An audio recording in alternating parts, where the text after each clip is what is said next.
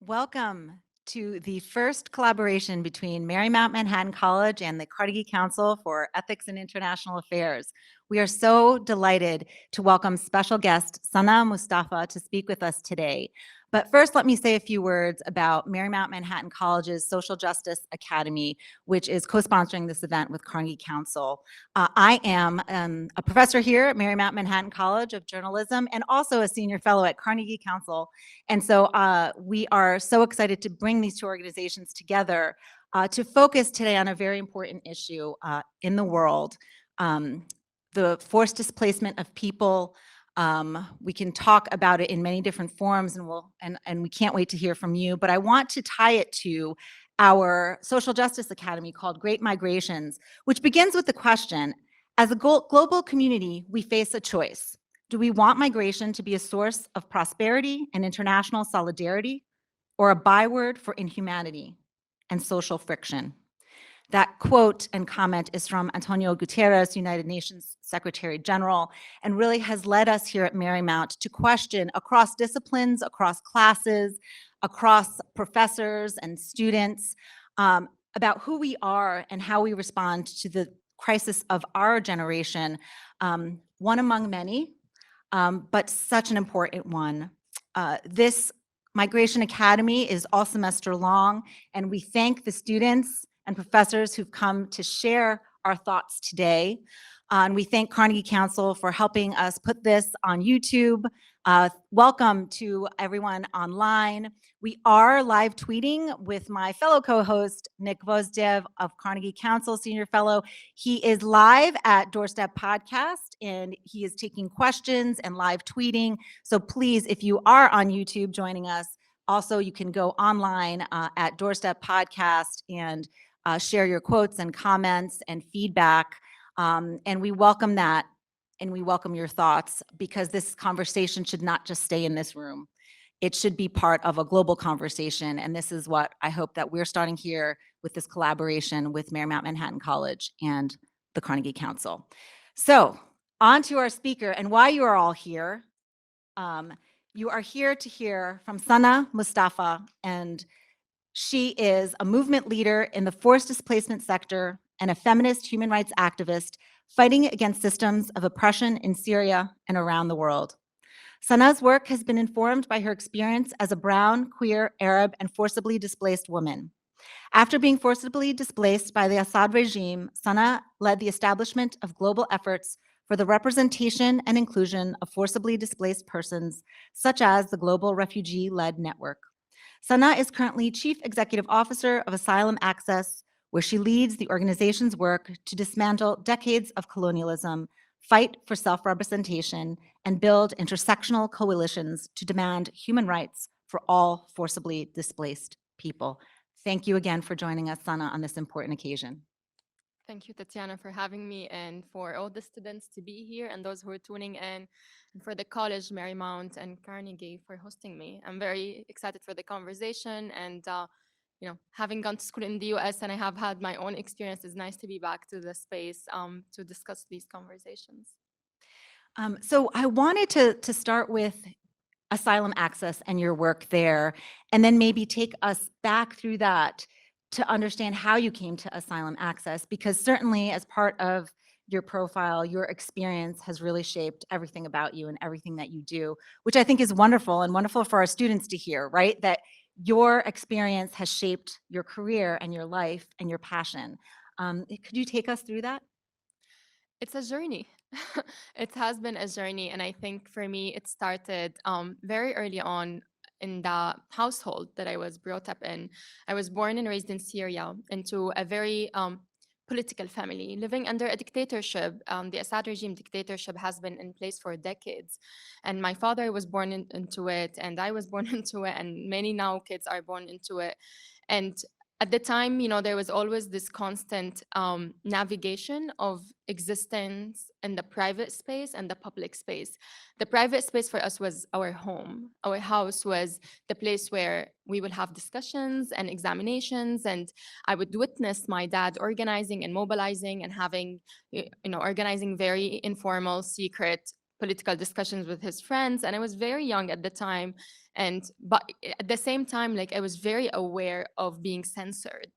It was very organic to us that I always say, like, we would disconnect the phone and we would like close the doors, and if someone knocks the door we say no one is here and we're outside. It was a whole setup around really creating space for conversations within the private space, because the public space, the moment you step out of your house, you are censored. We joke in Syria, we say there is someone watching over every single Syrian, and I don't think it's much of a joke as much as of a reality.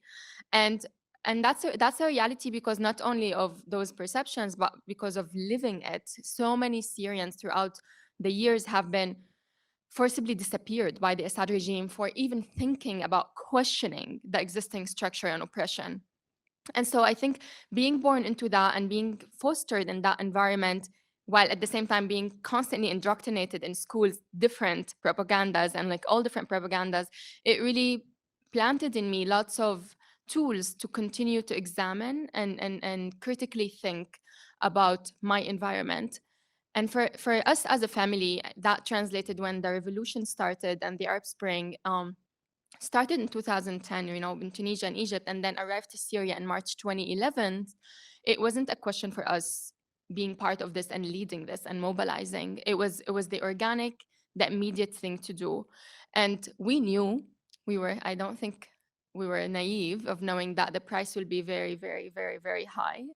I still think we did not think it will like be like 12 years into it right now and like we would lose that much. But I don't know. I think when you believe in something, you would be willing to lose everything for it, and then with time you realize actually like the price is high. And we just marked on March 15th the 12th anniversary of the Syrian revolution, and I think one of my reflections was that I would do it over and over again, despite the fact that I have lost a home, a country, a father, friends, and a life that I had there.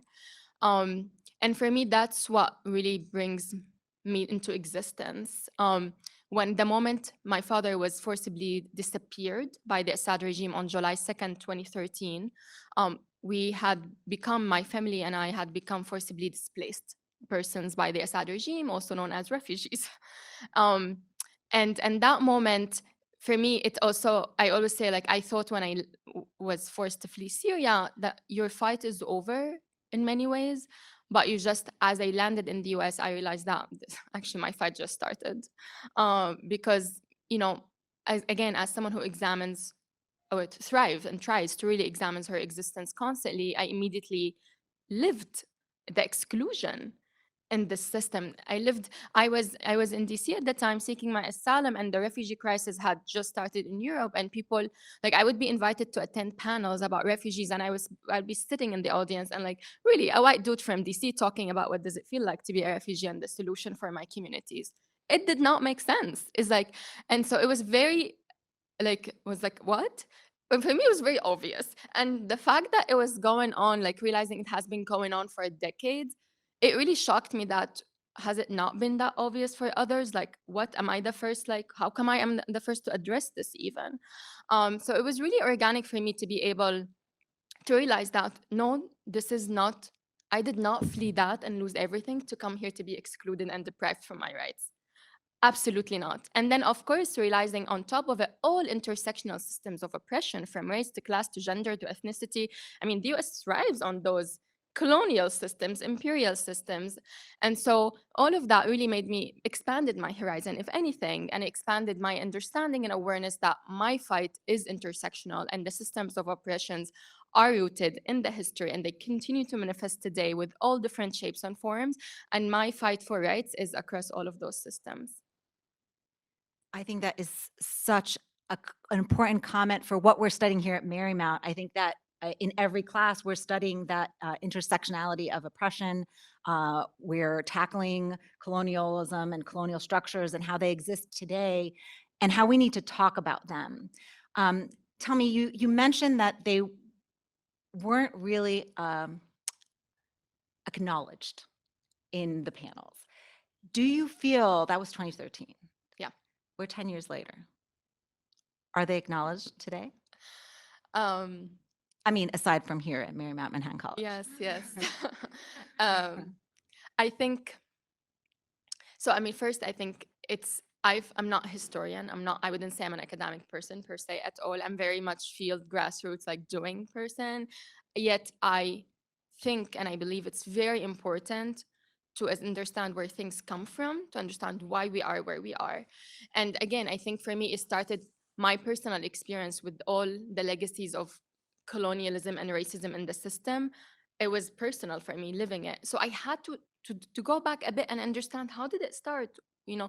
And I just wrote an output about that. It was fascinating for me. One of the studies that I like came across about creating the convention, the 1951 convention around refugee and refugee rights and the definition of refugees. And as I was reading the notes from 1949, you know, member states at the time were discussing like how do we define a refugee? And they spent a year in discussion because they wanted to define refugees only from and within Europe. They did not want to include refugees from Middle East, from Africa, from Latin America, from the global majority.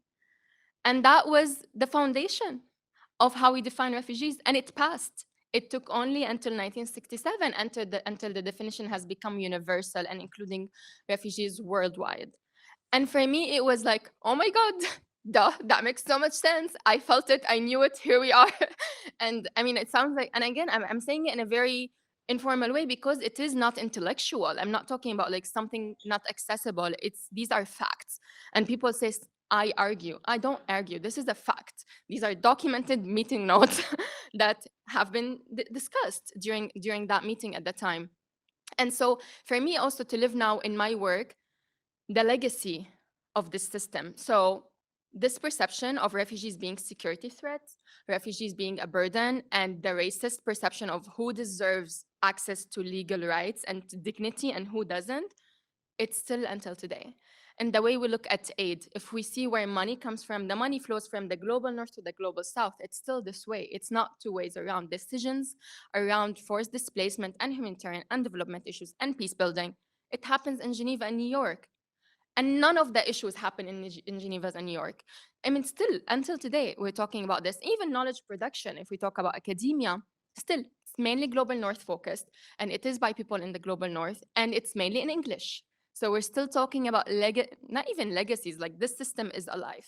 And so dismantling it and really questioning it and changing it, I found it for me to be a responsibility on the individual existence, but also then in the movement in large. I don't think we can work towards a better future without acknowledging the past and working with reconciliation to really rebuild trust. And I think that's, if you when you ask me like has there been progress, I would say yes, relatively. The UNHCR might have finally picked up that, wow, you need to have some representation of refugees in the agency about refugees. So they created an advisory group, which is like the most symbolic, tokenistic, consultative way to include people. Like, this is not meaningful inclusion. This is not shifting power. This is really trying to make people fit within the system and check a box. Like, and it's always, I say, it reminds me of like corporate LGBTQ like support, you know, like you have the flag in this big corporate that's abusing exactly the rights of those people, but they check the box of like, oh, like we're doing something to support LGBT rights. And similarly, where the sector is right now, I think there is more awareness and shame around like not including refugees in panels or like not having the tokenistic representation. But also, I think we're at a time, what I always tell my teams is that we're at a time of this movement is getting co-opted, and that's dangerous because people could get along with symbolic changes, not internal, deep-rooted changes into the institutions that we live and work in. And then, it looks like we achieved the change. And if anything, it's actually just delaying the real change. So accountability at this point of anyone in every system that claims to be inclusive, claims to be representative, I think it's what we should all focus about is continuing to demand, not watering down our demands. Like, we need acknowledgement of wrongdoing. We need reconciliation. We need to build trust. We need accountability mechanisms for UNHCR and others to really tell us how you're spending billions of dollars and refugees still spend 20 years in camps without access to basic rights, and why, and how come it still lives, the decisions still live in Geneva and New York. Um, I think that's so important for us to begin that discussion. And one of the ways I think is to look at what we can do at a grassroots level. And you mentioned that word, you as a grassroots activist, and Asylum Access does that Yeah. at a grassroots level. And so I'd like to maybe discuss a little bit about what they do and how they do it for those of us in the audience, online, and here who might not know as much about Asylum Access. Because I thought the idea of you practice that idea, that notion of inclusion, because you are having local offices and local people working on these issues. And could you talk a little bit about those efforts and where you do them?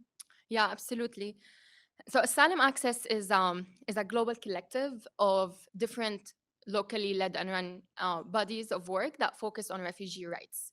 And so I think it's important to mention that we are not a humanitarian organization. We are not in development. We work on rights. And for me, that was one of the major reasons I joined Asylum Access. I don't believe food and shelter gives people dignity and solutions out of camps. And that's what the system has done for decades. Kept people in camps, food and shelter, emergency, feeling, and then never giving people access to rights, access to work, rights at work, access to legal existence, access to travel, to free movement.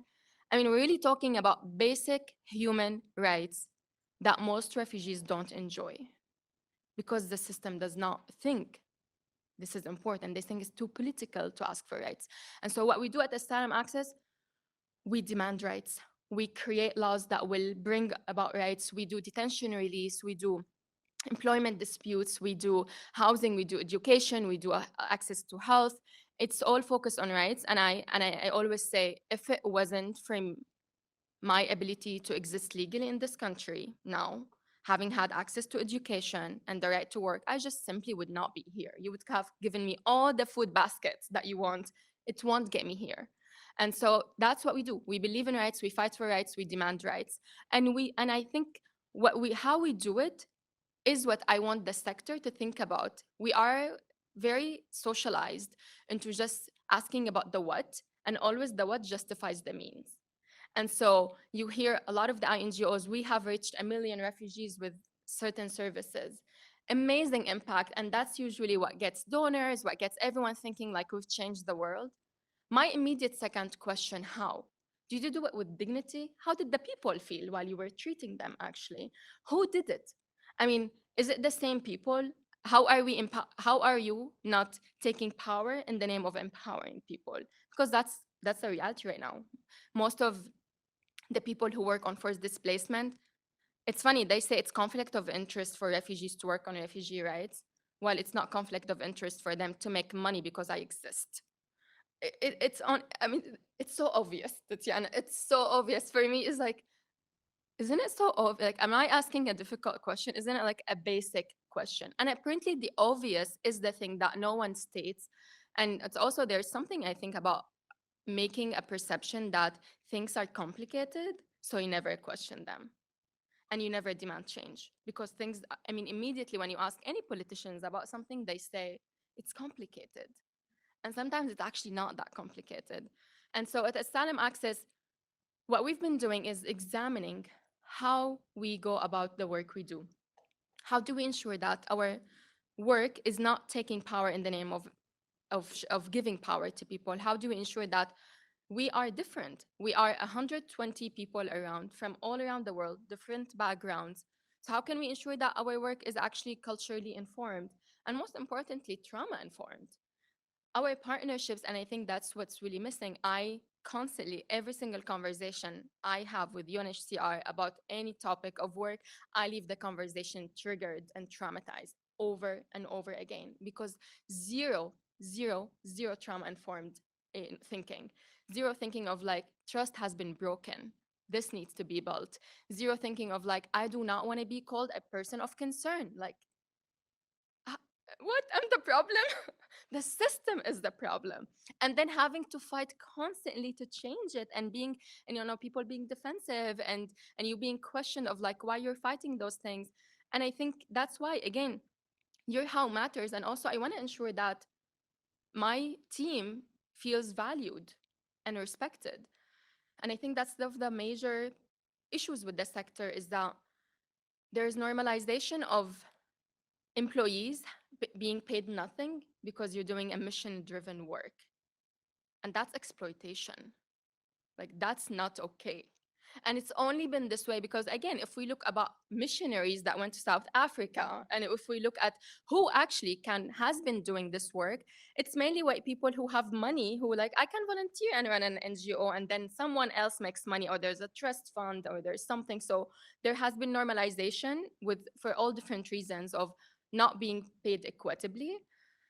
At the same time, we go into the global majority countries, we send people and we pay them too much money versus local staff, and we create class issue in the country we go to. And so both systems are not right. And at the same time, local actors end up also being part of the problem of paying their employees nothing. First, because they don't have the money and funders don't prioritize equitable payment and compensation. And secondly, because they tell you we can never meet INGO salary. Like, we train people, people work well, and then INGO steal those people because they pay them so much more than anyone else would get paid. And so for me, our how matters. For me, it's important that my team is equitably compensated in a way that's informed by the different values and needs and realities and contexts that we operate in. And that also takes me to our who. Our leadership matters. We, Asylum Access, is on a journey. It's not a perfect organization that um, is just doing it right. It's an organization that was at some point mainly led by people in California and in New York. And it took an awareness and commitment to change that. And for the last 4 years, we have been on a journey to really realize refugee leadership and become representative of the communities that we live and we work with. And so the combination that I always, invite my teams and people in the sector to think about is that how can we ensure that our who and how and what are tied together, and all of them are grounded in our values and not focusing on one piece, because that did not get us anywhere. So can you walk us through maybe specifically like what you're doing in Yeah. Mexico? Just so, I love specifics. That's the Yeah. journalist in me. Totally. I can definitely give examples about things we're doing. One, to shift power and resources, and also to promote and realize rights. So we are, for example, in Mexico, we're the biggest legal aid provider in Mexico for all forcibly displaced communities and migrants that arrive. And so when people arrive, when they cross the border to Mexico from any point, we are the lawyers. My teams are the lawyers on the ground that would go immediately to detention shelters, because people will get detained like unlawfully, and we would go to detention shelters. We would take cases and represent people and work on detention release. And after that, we present people with their options, their rights and their legal options to how they want to stay in this country. We do not do resettlement to the US, for example. This is not our mandate. Our mandate is that if you are in Mexico, how can we ensure you know your rights? And how can we ensure that you can exist legally? And so once we tell people about their rights and we do information provision in a way that's accessible, in a way that people understand it, we work with them on making their decision. And so, for example, if someone decides to stay in Mexico, because you actually can seek asylum in Mexico, and that has increased considering that the border situation and the US violating people's right to seek asylum in the US. Um, we do then asylum representation. We file a case and we work with people in court and we get them the right to stay legally in Mexico. And after that, we work on getting them the right to work. So we also get them the right to work and right for healthcare and education. And I have to say, within the right to work, we have created a program that's not only looking at the right to work, but also rights at work. So ensuring, like, we help people to get access to placements in different jobs, but ensuring that these jobs are not exploitative, because that's also the default. I mean, everyone wants you to be grateful to have a job, regardless of how exploitative and problematic the job is. So ensuring that also we're accountable to where we're placing people and that those places offer work rights is important to us. So that's kind of like on the journey of like the individual impact. At the same time, on the system level, in terms of national governance framework, we engage with national governments like in Mexico on first examining if the existing laws are being implemented, because so many times people actually have rights, but the officers don't tell people they have them, and the rights and the laws are not being implemented. And so we implement existing laws, and then we advocate and engage with in coalitions with other civil society organizations and the government on shaping and creating new laws that will provide protection for refugee rights. Um, and then after that, and that's kind of the same in Thailand and Malaysia with the nuances and context. On the global level, what we do is that we work together from like taking all this input and those experiences into, okay, how do we translate that to the UN? How do we translate that to engage in global processes and to engage with global institutions to make sure that this local firsthand knowledge is factored into the current conversations and conferences and conventions around those issues? So that's like one thing we do. Another thing we do, because shifting power is means like people needs to have their rights and also needs to have resources. Money is power at the end of the day, and people don't have resources, access to resources. And the moment we try to understand why refugee-led groups on the ground that trying to help their communities don't have access to resources, we found out it's actually like very obvious. The reasons is like most donor applications are in English. They demand high capacity and very specific English to be able to write like 100-page application, to be able to get into another phase and to be able to get into an interview. It takes so much time and effort that people on the ground don't have it. I mean, there's always that struggle, what we call it, like, it's like catch 22. You don't have capacity to secure money and you don't have money to build your capacity, and that's really the struggle of local actors. Additionally, most of the grants applications and the funding and philanthropy require certain standards and requirements that a local actors cannot fulfill. So by design, it's actually designed for NGOs. So they require certain registration and bank account and like having your finance systems and as they like them in place, having fundraising in place, having all different institutional structures in place that again local organizations just simply cannot have. Like if you cannot exist legally, how can you register your work legally? And so once we have discovered all of those, we decided to create um, a tool that will really kind of mitigate all of those barriers that donors say, yes, I want to support refugees, but I still have to fulfill all these requirements. So we created a fund, a global fund that is led by refugees for refugees. So it's actually the first fund that's putting philanthropic power in the hands of refugees themselves. And this fund that we created is legally registered in the US. So it's really kind of gives a good opportunity for donors who want to directly support but afraid of the different misperceptions around the risks of funding local actors to mitigate that as like there is a legal US liability that we're liable to. And at the same time, the way we created the fund is really, it's what we call it participatory grant making, which basically means the people that receiving the money are the people part of making this decision about how to receive it and where to receive it and who's making those decisions. And so really in that mechanism, we're trying to walk the talk about what does shared decision making look like? What does inclusion look like? Like in our preconditions, there's no preconditions, honestly. Like you can submit the application in any language. Like it doesn't matter. You can submit it in any language you want. Your registration don't matter. All that you're having bank account don't matter. We work around those issues with you as actually part after of you having received the support. So to really address this like catch 22 issue is like not having capacity is not the problem. We just want to make sure that you have an impact in your community and how we understand this impact. And if you do, then we will work with you on the capacity.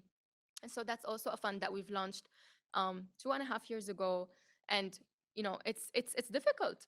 There's so much mindset shifting to be done with donors and philanthropy and with policymakers to be like women-led organizations should receive money to work on women rights. That's the equivalent of what we're doing here. Refugee-led organizations should receive money to work on refugee rights, and here's a safe mechanism to do so. So that's in general our work in Asylum Access, and we do that, I think, also in the status quo. We're against the status quo. So we approach all of those things that I mentioned in coalitions that's representative of different allies and stakeholders. And we try within those coalitions to ensure also that we have equitable ways of working as we work on any matter to address.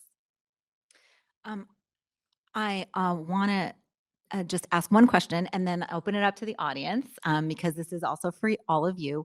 But speaking of asylum access, one of the things I noticed was your scorecard. And so I want to frame it in the fact that I think it's really important that we can talk about forcibly displaced people or refugees, but we are talking about people.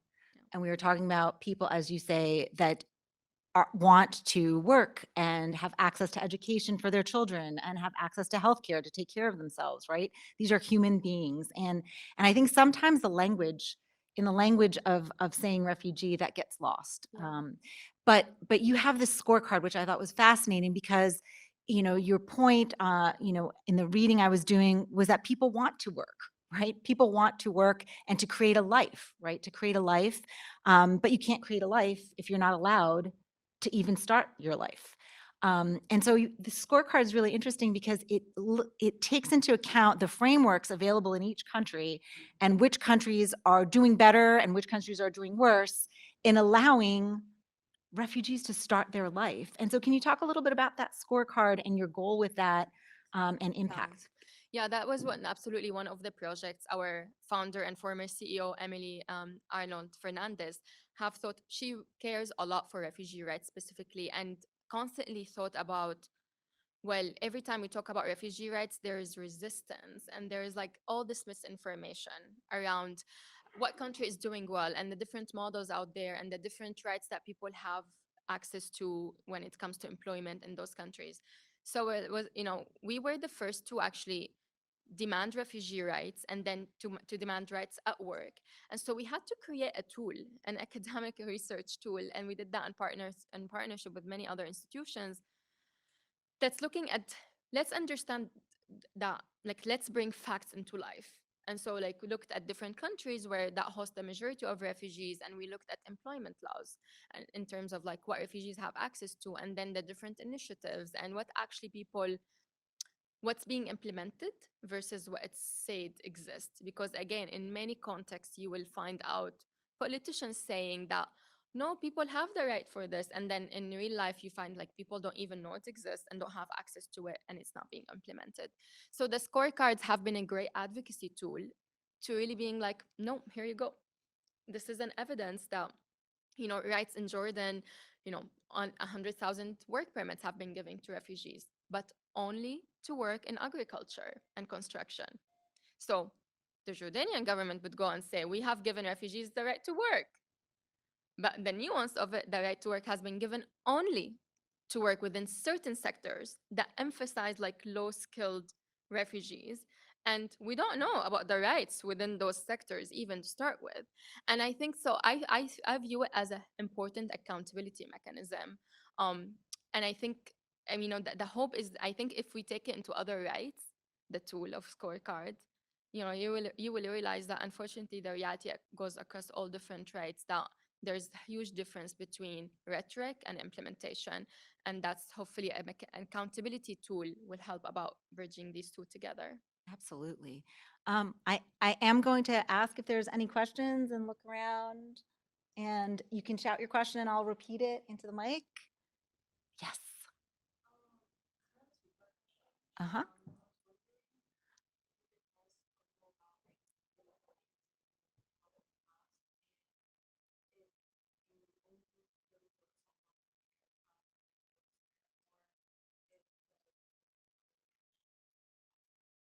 So to paraphrase, where have you worked with maybe Asylum Access and also maybe other countries? Just maybe to give us some more anecdotes. I think the Mexico anecdote really resonated. Yeah. Is that an okay paraphrase? Great. Thank you for the question. So besides as Asylum Access Collective, besides Mexico, we work in, as of 2023, in Thailand and Malaysia.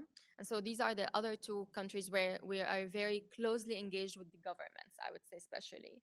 Um, Outside of that, before in the past, asylum access did exist in a number of other countries, such as Ecuador and Tanzania, and both places, it made sense to end that work there. I think what it's a very good question because I think we always, when we think of international organizations and bodies, we always ask about expansion and like where else you're gonna work. And I was asked this question about like, is this part of my vision for Asylum Access as part of my CEO interviews? And I said, absolutely not. And that's for a number of reasons. I will tell you why.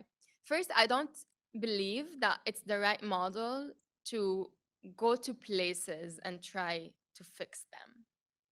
I think it's an imperial model, and it did not work well in any place. Our model is different in Islam Access in the sense of like it's locally led and run. So we're providing a model of like focus on rights, and then people create that structure. But I also think it doesn't need to be under Islam Access name. So the way we have been approaching it in the last year, so now we work in Colombia, in Uganda, in Egypt, in Lebanon, and in Indonesia. And the way we do it through equitable partnerships. So we identify local and refugee led groups there, and we come to them with an exchange. What do you offer? What do we offer? What can you bring? What do we bring? And together, what would make sense for us to co create together? And it doesn't need to be under our name or anything.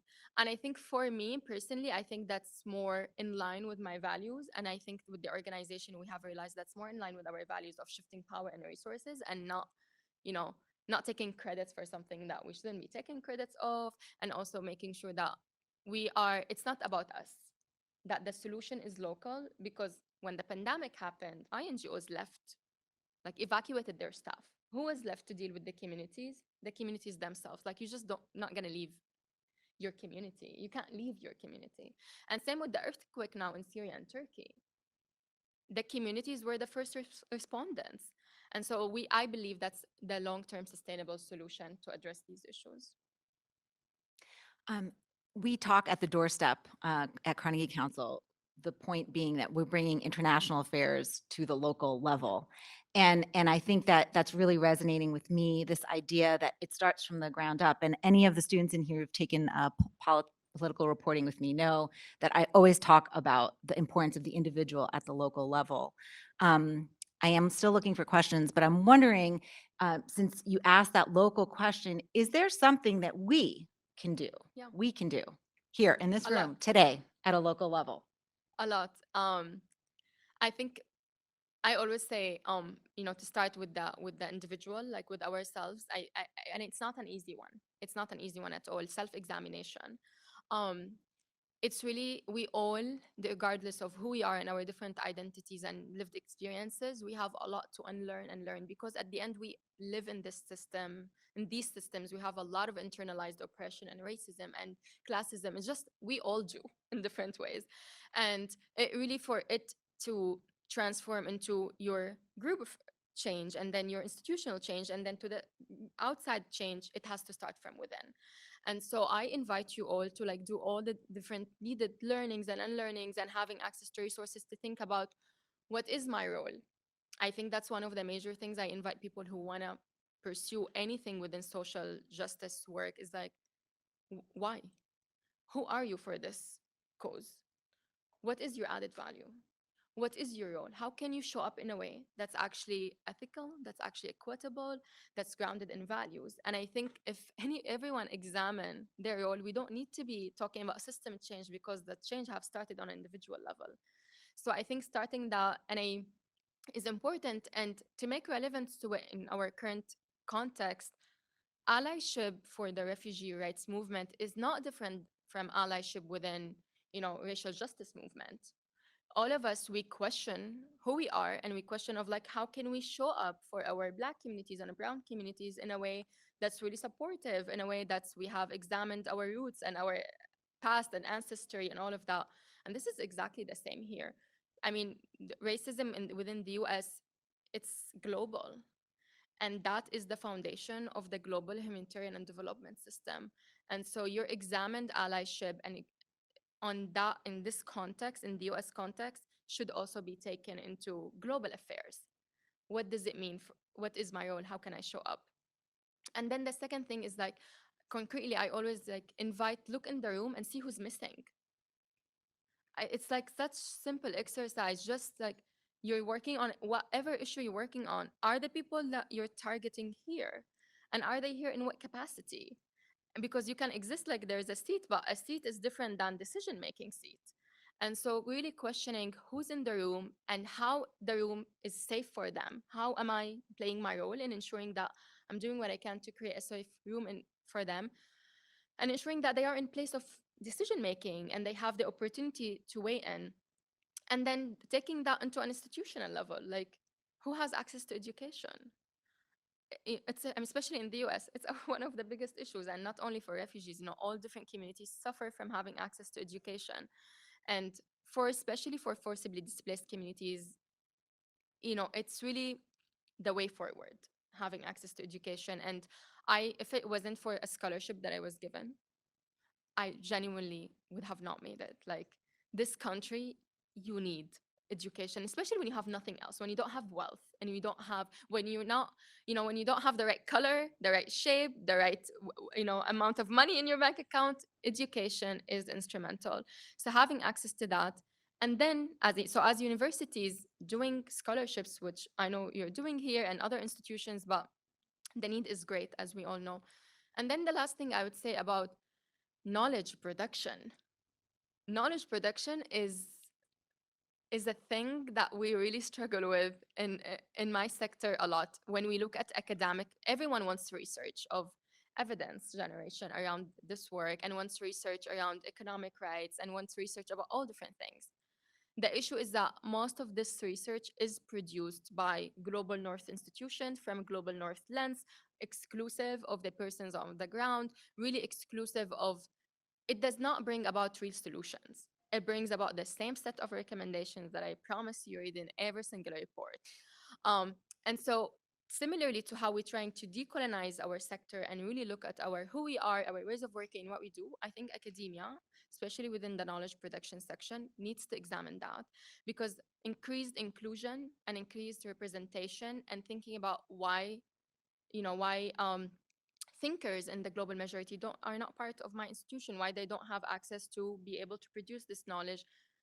There are barriers, so they need to be identified and they need to be dismantled for this to happen. So is it easy? Absolutely not. Is it an effort?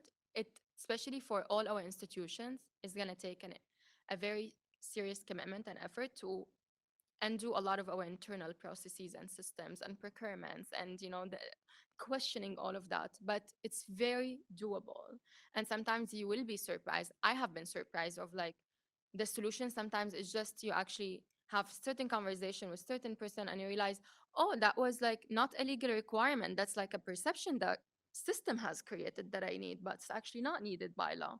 And then you're like, oh, okay, then you undo that.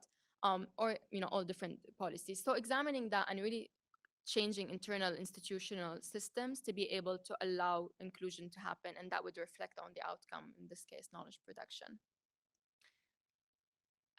Questions? We have a question. Oh, yes.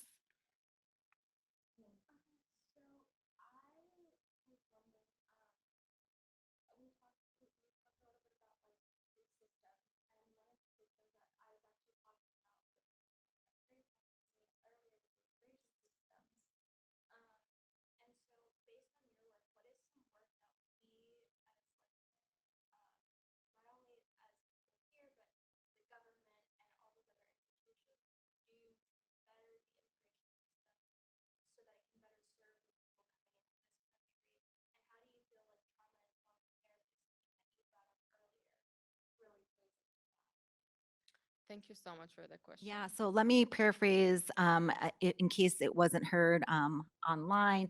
Um, we're, you're asking about our immigration system and how it operates and how we can mitigate trauma in that system. And I want to throw in on top of that a really important definition question about displaced person, forcibly displaced person, refugee, migrant, immigrant.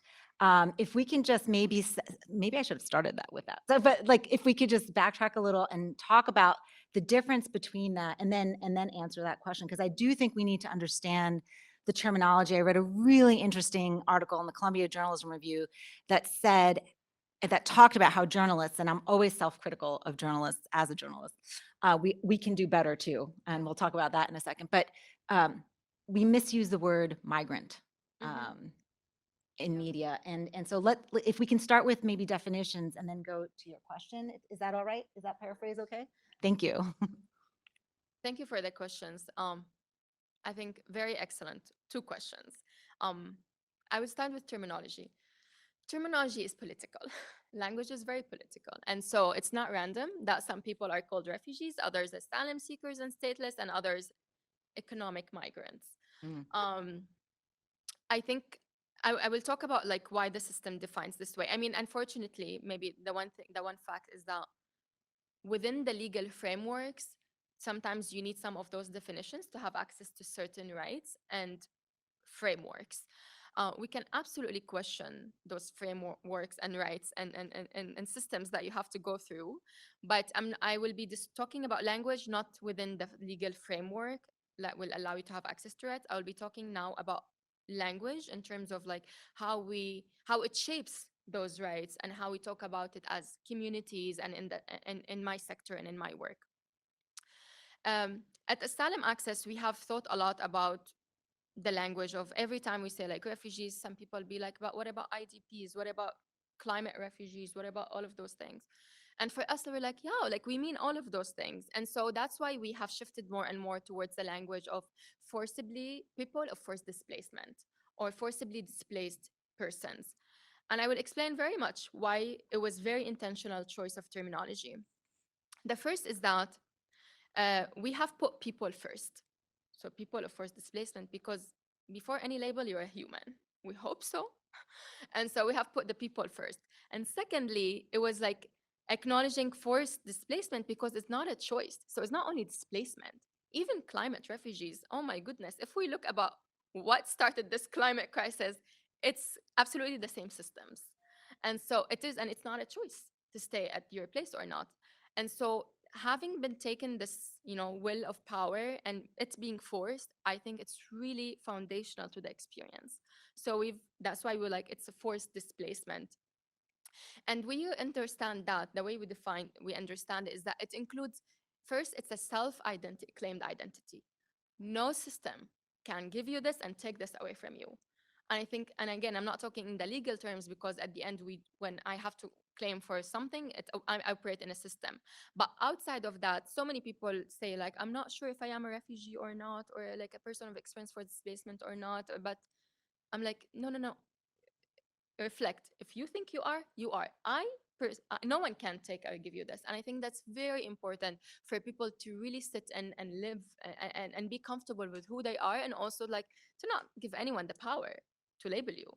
Um, and so that's like, it's a self-claimed identity. Secondly, for us, we define it as, it includes any person who self-identify, including asylum seekers, IDPs, climate refugees, any person who had to flee their home.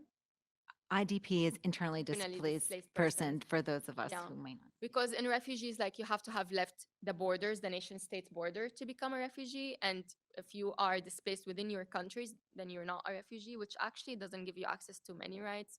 So there are so many issues, but at least for the terminology, I think just forcibly persons of forced displacement or forcibly displaced persons, we promote it as inclusive language, could include any of everyone, and you decide if you want to be part of it or not. Um, in terms of the system and defining migrants, that was a whole debate around the Global Refugee Forum and the Global Migrant Forum Compact, the Global Refugee Compact and the Global Migrant Compact. And these are two different like UN processes that UN like agreed to separate them because they thought, I mean, they wanted us to all think that refugees are different than migrants and refugee rights are different than migrant rights. So to show you how racist those two separations are, so any like persons who flee, from any place to Africa, when they go through Libya and the Mediterranean to cross to Europe, they considered economic migrants. Black people considered economic migrants. What a surprise. And anyone else who like traditionally the West agreed that there's a conflict there and there's a war, then you are a refugee. I mean, yeah. Yeah, so that's why we have two different terminologies, and still people in Geneva or New York decided who is a migrant and who is a refugee, and how does that shape your life? and access to your rights. So I hope you examine this. I hope we all challenge this and we don't agree with it. And at least we keep acknowledging where it comes from.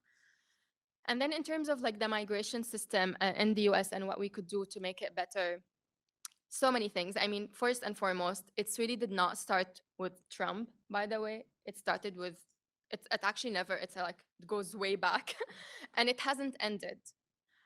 The Obama administration was not better at all in terms of refugee rights, especially at the border and resettlement. The Biden administration has done worse, and the Trump administration goes without saying.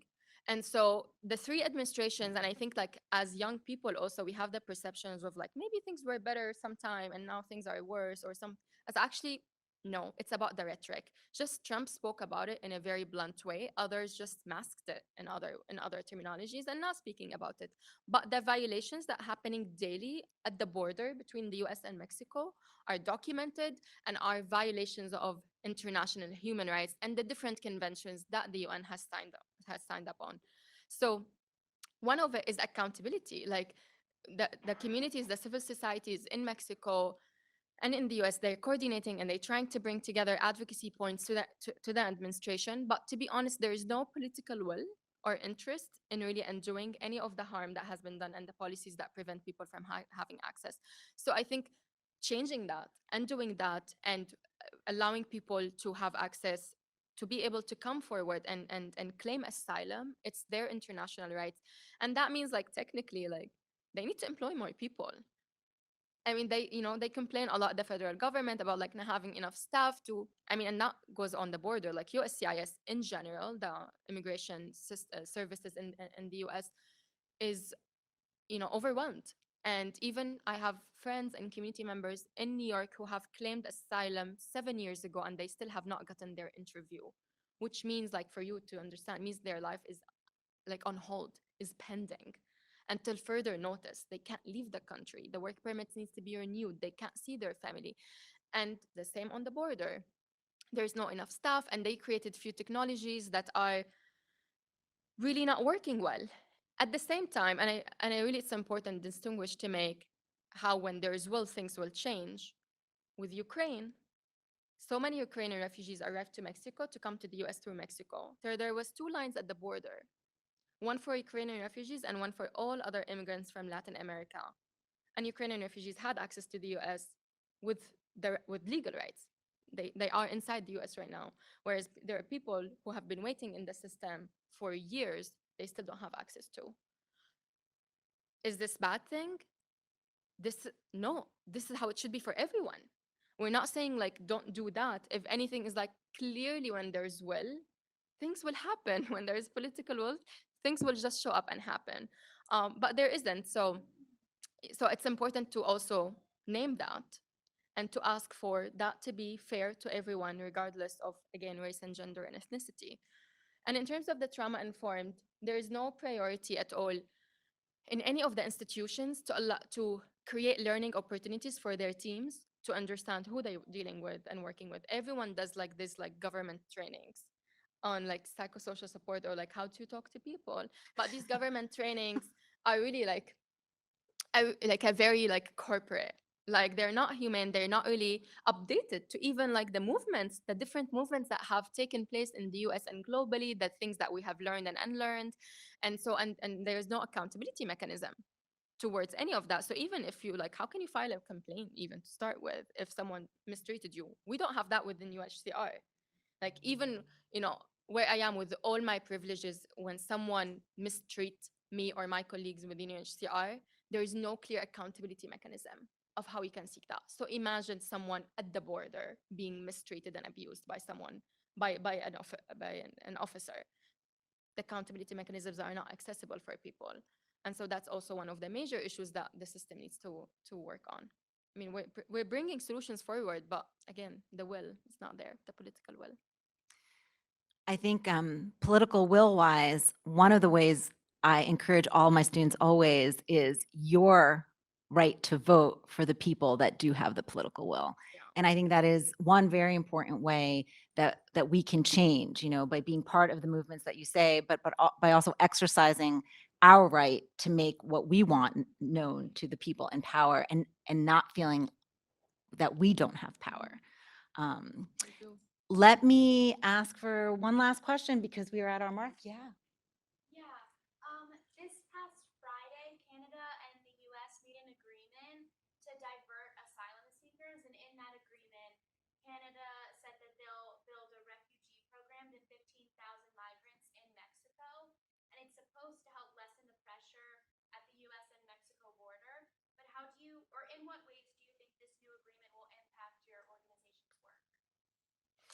So the question is about the new U.S. Canadian, if I can paraphrase, pact, which I'm going to insert my Yeah, please. personal opinion, sucks. Yeah. I think I would agree with your personal opinion. I think it's a diversion from both governments from having to do what they should be doing. It's a classic movie, like the UK now sending people to Rwanda to process their application. I mean, it's 2023. I mean, can we? It's really drives me crazy that we're talking like this happening in the elite political circles that's governing and ruling all our lives. They're doing that. They're like doing explicit, clear abuse and violation of human rights publicly, and we're doing nothing. I mean, like there's like what can be done about it? We call it out, like you try to hold accountable, but it's devastating. And so that agreement would like to be challenged. And is it gonna result in something? I am not sure. But first and foremost, I think the fact that might not have results should never defeat us from challenging. I think challenging systems of oppression in all their forms in its way is resistance and is political act, and that in itself, if it doesn't change them, it's prevent them sometimes from getting worse. It shows them that their people will always speak up. So no matter how hopeless sometimes we feel, we will always challenge and we'll always hold them accountable. And this agreement is it's an explicit like diversion of having to do their rights. And also I have to say, it's very important to, when we talk about the role of academia or private sector or civil societies and all different people in solving the issue of migration, governments love that because they're not doing their job. So like go try to do my job, but actually I will never allow you because I'm not going to change so much policies for you to do the job, but we'll make sure that everyone feels they're doing something. It's a bit of a delusional sector as well, like of like why we exist, how we exist, and what's happening. So I think there's also, for me personally, like acknowledging that, like maybe I can't do much about it, but I want to acknowledge it. And I think acknowledge it as part of the conversations at least. So yeah. Acknowledge it. And I'm going to, again, elections are coming up. So take part and your vote does matter. Or run for office eventually. Like Exactly. Run for office, even better. I want to ask you a final question because I do think, as a journalist, I want to know what you read. Where do we find the best information? Who do you trust? um, it depends on what, but in general, just being very, being from the communities and very connected to my communities, I get my knowledge from the communities I built, really through discussions, similar to what my dad used to do. I come in community with so many different individuals from not only in the refugee rights, but around feminist movement, indigenous rights, all different rights, and just have discussions and exchange of information. And I think that like movement exchange is very critical. Besides that, in terms of like actual readings, I'm someone who is very grounded in lots of the brown and black feminist writers and thinkers and teachers, and one of them, like my favorite, is Audre Lorde. And so, not that I'm reading right now this, I've read this before, but there are two books I will highly recommend, and I keep recommending. The one is Sister Outsider. It's a selection of essays by Audre Lorde, who all of us would be like surprised but also relieved of how much relevant it is to our days. I mean, she talks about all different struggles across class, race, ethnicity, all of those, capitalism, all of it, and also talks about solutions and talks about resistance and self-preservation. And I think that's very important for us to think about. And so it's very relevant and affirming, to, I think, what I'm doing for me personally, and I think to be for others. Another one is by Sarah Ahmed. It's called Living a Feminist Life, and she's also a brown feminist. For me, it has become, whatever your holy book name is, it's my holy book, because it's really has concrete concrete tools to how actualize the values of you live, intersectional values of feminism, and feminism that's really questions as like liberal feminism. Like, it's not that talking about feminism that's about with the working class, about like the color, about that's really addressing all the different barriers and systematic oppressions. And I feel like these two books, for me, when I read them years ago, they did provide me with so much to think about, and also so much foundation to come back to every time I feel like I'm facing a difficult question. I come back to those and try to think about the values that those thinkers and others have thought about and dealt with, and how can we bring that into our current moment. I think that's a perfect, beautiful way to end our conversation today. Thank you so much, Sana, for coming and joining us here at Marymount Manhattan College and Carnegie Council. Thank you for those online. Thank you for those who have attended. We hope to continue the conversation online, on Twitter. And for those of you, sorry, who are online, you're not going to get a chance to get some Girl Scout cookies, but we have some outside. And so we welcome you to join us. Thank you again, everyone. Thank you.